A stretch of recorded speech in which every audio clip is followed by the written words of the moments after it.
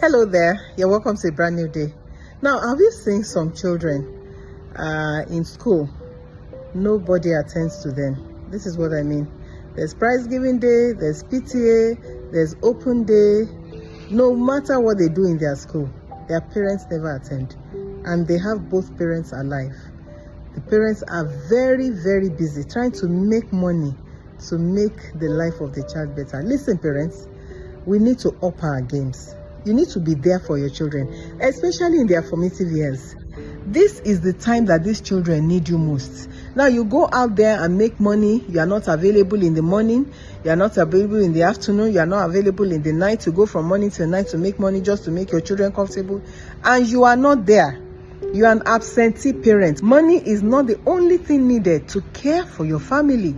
You need to care with affection. You need to care with love. You need to be there for this family. Let me read today's Family Impact Daily Bible Meditation scripture to you. It's taken from 1 Timothy 5:8. It says, whoever does not care for his own relatives, especially his own family members, has turned against the faith and is worse than someone who does not believe in God. That's 1 Timothy 5:8, NCV translation. Of course, another one says, whoever does not care for members of his own household is worse than an infidel. So caring financially is important, but you need to go beyond that. And this warning is especially for fathers of African descent. You know, once there was a father that didn't even know that his child was already in secondary school. He thought his child was still in primary school. How many of you fathers know the class or the level that your children are in? We need to do better. You know, generally in Africa, we feel like, oh, once you just dole out the cash, you dole out the money to your children, to your wife, you've done everything. No, there is emotional care. You need to be there. There's spiritual care. You need to be there. You need to be in the lives of your children, in the life of your spouse, to show affection, to show care, to show them that you really, truly love them. Do you know the major problem we are having in homes today is because of dysfunctions that some children inherited? Some children don't even understand the language of love. They don't, when you say care, they don't understand because they've never experienced it. Their parents never cared for them. They were left in the hands of house helps and drivers and neighbors. You know, when they come back to school, they will put them here. When they are going, somebody else will pick them back from school. Cool down, parents. The life of a man does not consist in the abundance of things he has. I know that this money is important. Of course, the children have to feed, especially in this day and age. But prioritize. Be there emotionally. Be there. Let your presence count. Very soon, these children will leave your home. They will leave your custody.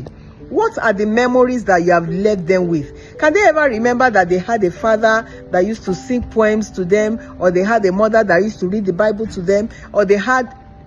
Can they ever remember that they really had parents, or they just had people that were spending money on them? You spend money and buy expensive toy for your child. You yourself, you are not there to play with the child with that toy. Please, let us prioritize. These children need us, especially in this day and age. Anybody that does not care for members of his own household, they are worse than infidels. And look at some category of parents. They will be very good to everybody, but their family, they will neglect them. They are nice, you know, Bobo nice, Auntie nice, everywhere, to everybody across the globe, everywhere. But their own family, they don't look at them. You can't afford to do that. Children are very sensitive. Your family members are humans. Flesh and blood is flowing in their veins. They can see.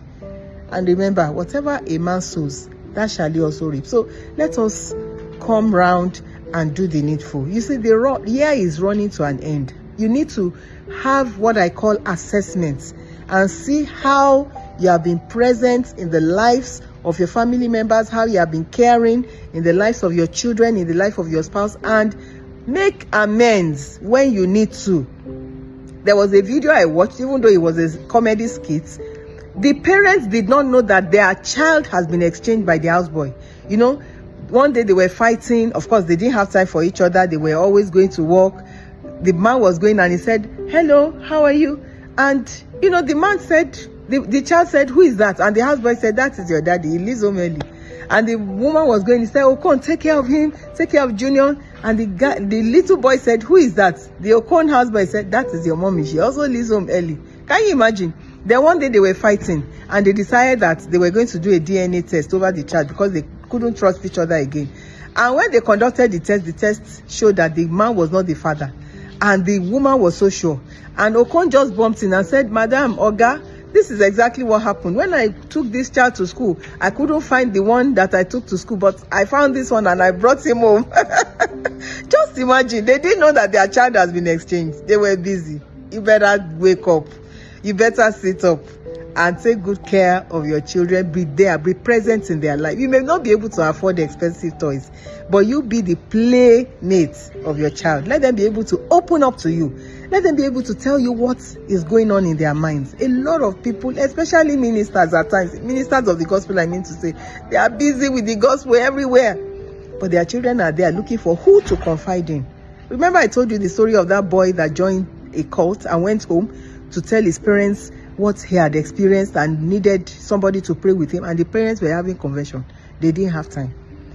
May your labor not be in vain over your children. Sit up.